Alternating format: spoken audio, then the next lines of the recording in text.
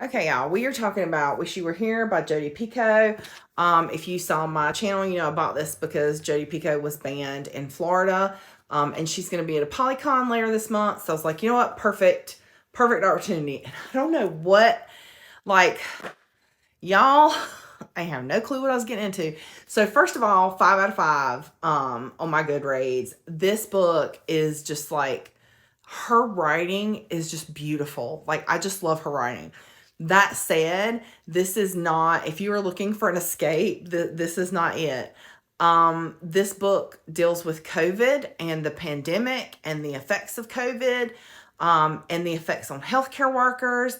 And as a healthcare worker, I was just really like, I was so in my feelings reading this book. It was really, there were times, like I literally at one point, I'm trying to cry. My mama passed from COVID in 2020, like before we had vaccines and before we really had a treatment. And so having to like kind of deal with that in the book. And I called my partner just like sobbing. I was like, oh my gosh, I was just sobbing today reading this book. And he's like, maybe you need to take a break. But I'm like, no, you know, and I think it's because for me, it's important that we don't sweep the pandemic and the effects that it had on people under the rug.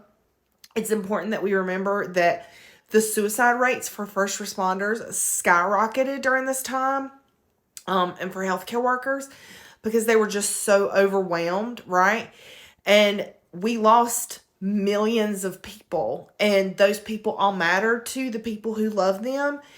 And I know we all want to just, you know, get back to normal life and kind of just sweep it under the rug and not really think about it. But for some of us, that's always going to be something that we think about.